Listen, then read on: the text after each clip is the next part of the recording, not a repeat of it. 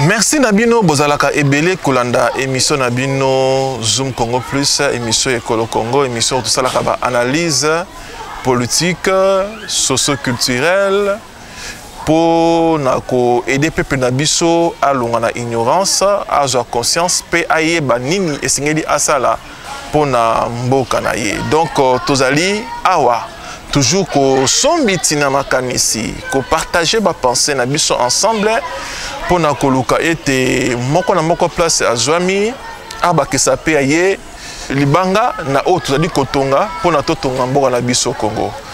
Des gens de l'entrée des jeux, tous ceux qui sont s'abonner, biso na YouTube, Zoom Congo Plus TV, vous s'abonner, vous partager des liens, vous biso na TikTok, na Facebook, na ba plateforme mususu. Tous aliwana dans ce système toujours, il y a quoi informer le peuple congolais. Bon, nous serons vraiment très bilingues, hein? Nous serons vraiment très bilingues pour permettre notre souci et que tout Congolais de partout se retrouve, qu'il puisse avoir quand même l'information dans la langue, aux pour comprendre facilement. Alors, Ndekonangai, ma excellence, lecture na ozali nini kotala, quelle est votre lecture par rapport il y a 4 cycles où des gens ont traversé la Congo Nabiso électorale, comme en 2006, 2011, 2018, l'élo 2023. Lectine na ezali nini tant on a comme on a élection comme ça manamboka Nabiso. Merci Mopanzi Sango, merci Nano Opesingai Maloba, merci Nabanamboka partout au Bozwami Kolanda Biso na émission Nabino ya Zoom Congo Plus où tolobelaka mingi na Italie prise de conscience congolais a fongola boyebi a bimanakat na ignorance. Otuninga motuna na Italie lecture na ngai par rapport ya élection au Salami na 2024 na élection au Itikoleka. Mon frère, laisse-moi te dire sans mâcher les mots, tout ça au moins 4 cycles, il y a élection dans Mboka Nabiso. En 2006, tout ça les élections, en 2011, tout ça l'élection, en 2018 et cette fois-ci en 2023 l'élection yango et tout ça là. Ngoi Mulunda, Malumalu, Nanga, les autres na Kadima. Est-ce que vous comprenez? C'est-à-dire normalement, na ndenge makambo isalemeli et sengelaki élection oyo ezala élection moko crédible, élection moko oyo ekota tout le monde d'accord. Ça c'est de 1. Mais de le début, il y a makambo tout le monde na organisation il y a élection oyo na seni. Déjà monsieur Denis Kadima makambe belé oyo baza ko senga ye atikali ko répondre na ba besoin na te makambe belé ba sengi atikali ko répondre atikali ko pesa ba réponse claire te na makambe belé ba senga ki par rapport ya ba organisation ya ba élection oyo nombre il y a ba machine oyo ko za la déployer atikali ko ba machine au seni azana ngote nombre ya ba agent oyo a commettre terre atikali ko ba te ba place oyo musale ko sala atikali ko dénoncer ko pesa ba détail na ngote. Alors aujourd'hui ce qu'il faut to pesa bilan moko par rapport ya ba élection oyo moi je dirais que ça élection moko catastrophique, élection moko oyo et répondre la demande du peuple congolais. Est-ce que vous savez que plus de 60% du peuple congolais va voter par rapport à ma élection? Plus de 60% de la population congolaise va voter. Koto Bitumba, Koto des autres, Koto Boy va voter. Et de deux, et là comme Soussou, où est Salami na 4 élections, où est-ce que Salami na élection mon côté, likambo ya fraude. Beaucoup de chaînes il y a Facebook, beaucoup de réel l'application na ça plus de 22 vidéos on a publié, il y a ba machine na banda ko ya ba individu, plus de 22 vidéos. Ba machine a voté na banda ko ya individu. Bande ko opposition ba sengi na seni ba annuler l'élection oyo pour na ba organiser l'élection moko ya malamu pour na émettre tout le monde d'accord. Boyebi conséquence ezali nini ceux qui ba élection oyo ndenge toke nango boye ba maintenir yango boye oui, les conséquences et très grave dans le biso. Parce que l'élection est d'abord, Moutounionso, Azanango d'accord. Malgré, va voter malgré. Va voter malgré. Donc, on peut remarquer que Nicolas Zali Koya et Kozala na makambu ya mabe babitumba ba soulèvement et Kozala manamboka pour na bateau yo ba sepeli na élection oyo te. Parmi ba opposants oyo ba sepeli na yango te, c'est-à-dire ezab élection moko oyo émettre batunye sur d'accord te. Congo toti musika, toti na babitumba, likolo ya bitumba, likolo ya bitumba, likolo ya bitumba.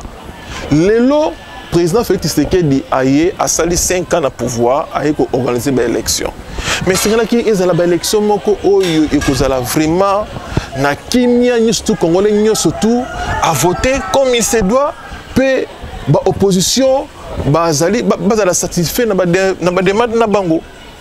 Mais moi je pense que l'élection aux alliés, l'élection na Congo, en Afrique, depuis Congo et Zala Congo. Donc, les élections, il faut annuler. Mais bon, Talaka Ndenge Congo est en Samaka. Congo est en Samaka na bateau yoba komi mango ndenge baligi. Donc, et rejoindre besoin du peuple congolais. Voilà ce qu'on a comme analyse. To luka kimia na mboka na biso to boya ba rebellion et salima to boya masasa susu ezonga ba groupe ya ba armée bota malisusu pona nini batu ba sepela ki na ba élection oyo te omeni lelo makambo ya élection oyo côté si guerre tribale ezana ba mboka misusu bazali ko benga na bande ko ba congolais misusu pona nini ba votaki mutu mususu mais ba biloko ona Congo etikala ko sala mate. Voilà ce que je peux vous répondre dans messieurs les journalistes. Alors, nous avons un candidat président qui a contesté le résultat. Est-ce qu'ils ont raison de contester? Oh, mais les candidats ont le droit de contester. Pourquoi pas?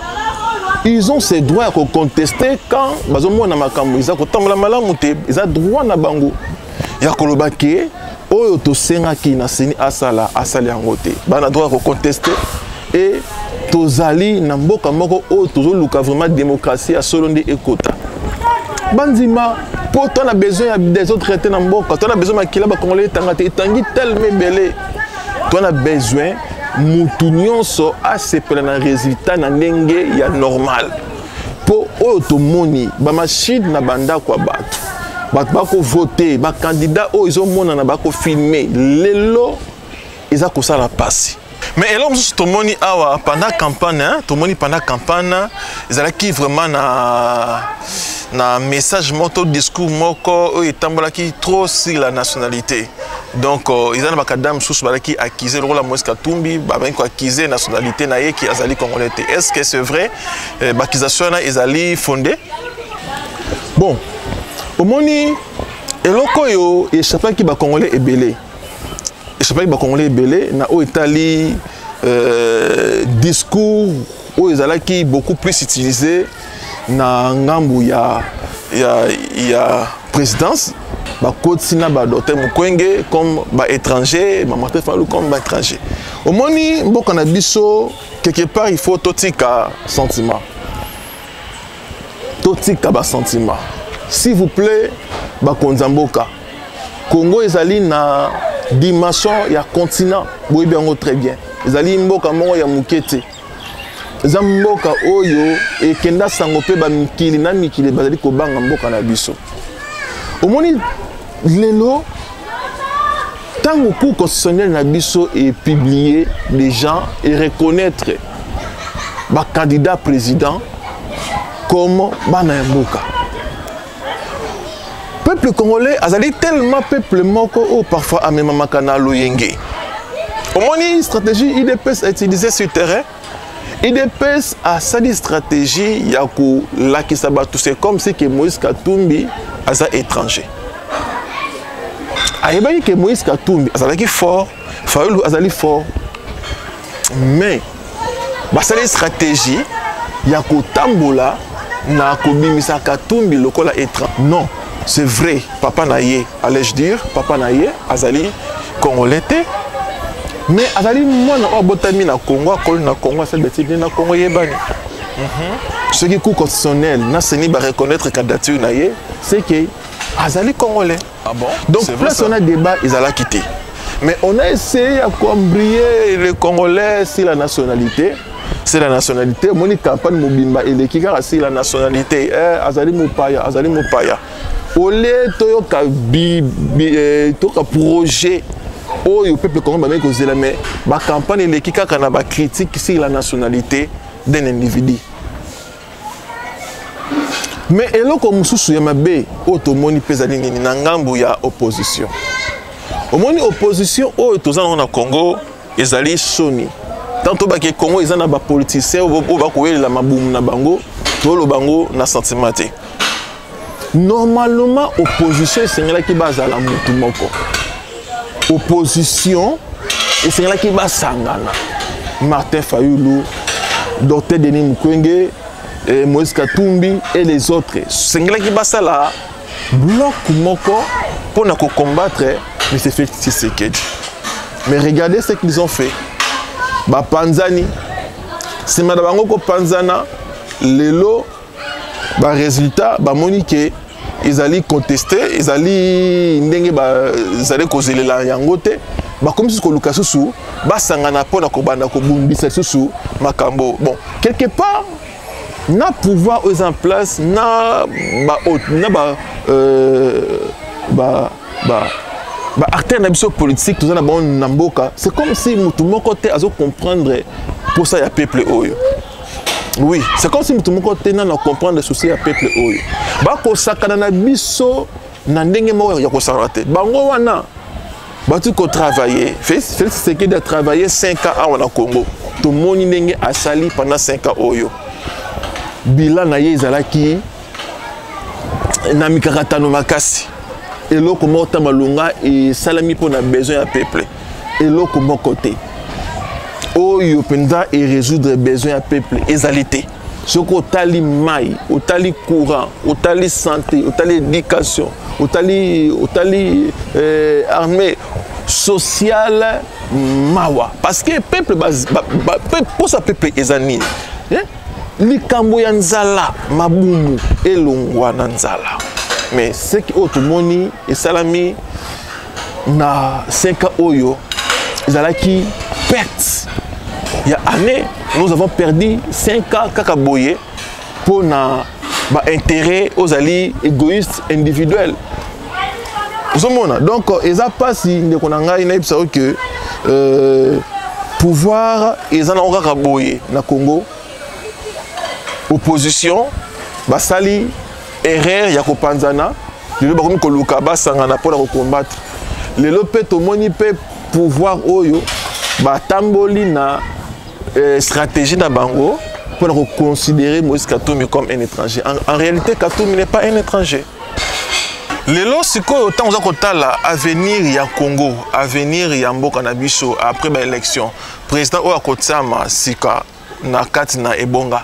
Est-ce que vous avez un avenir à Congo et que vous avez la meilleure ndenge vous allez compenser et aller là ou bien vous avez un ndenge? Bon, avenir à Congo après l'élection. Avenir à Congo na biso après l'élection. Ils allaient kosala na nukobanga. Ils allaient kosala kobanga parce que tout le monde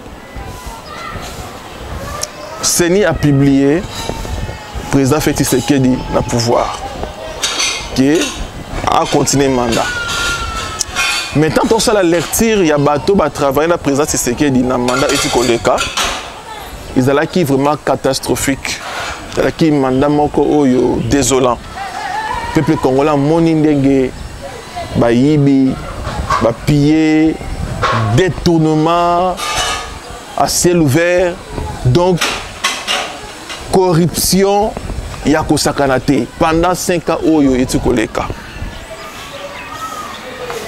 toyebite dans 5 ans oyo ezali koya 5 ans oyo président oza kokota omoni mabe ya mboka na biso bato toza voter. Ce sont de mêmes personnes qui vont combattre toujours l'avancement de mboka na biso. Ce sont de mêmes personnes qui vont côté la biso bakal pour avancer le peuple congolais avancer. Ton dimi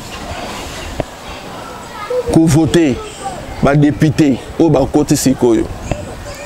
Mais total là au moins problème il y a peuple ils ont une résoluté. Problème à peuple jusque là ils ont une résoluté. Mais Congolais il faut azala éveiller, Congolais il faut avoir conscience, Congolais il faut demander la distraction. Congolais ba kosi biso trop ba zobi biso trop et comme tant OK ceux que moni makamza ko tambola te il faut ko bima kotambola et salama kana bamboka nyonso même na braza awa salama lipa imata na braza babima batambola salama ka partout mais na Congo da kopanaka te nana vandela congolais nana bangsaka congolais azobanga omoni stratégie basala batika biso na kati na pauvreté na kati na souffrance pour ozo makasi ya kobima te ko réclamer ba droit na yo te pour ko bimi o réclamer ba droit na yo ozobanga bakokanga ngai so bakanga bana nga bakolia nini bana nga bomela nini OK liberté po ekota na kati na mboka esengaka sacrifice liberté démocratie po ekota na kati na mboka bato po ba bénéficier ba droit na bango esengaka il faut volonté populaire population ba kota na terrain ba défendre ba droit na bango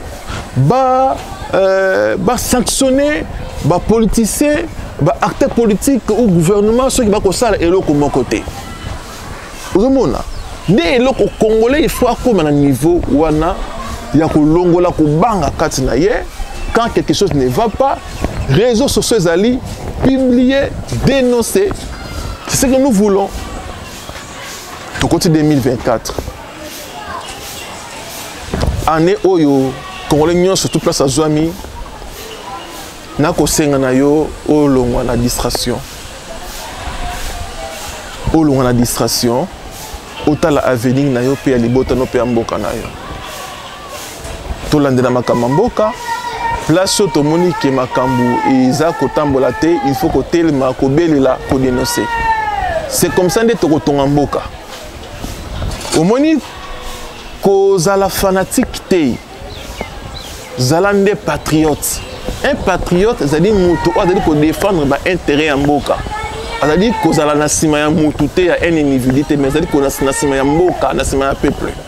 Voilà ce que je peux dire. Je vous salue partout au besoin. Je la Pambola Congo, Pambola RDC. Tout ce qu'elle a toujours branché. Na chaîne Nabiso, vous s'abonner. Puis je pense que tout ça toujours présent. Ce qui a colobé pour Namboka, tout pour Namboka Nabiso. Merci.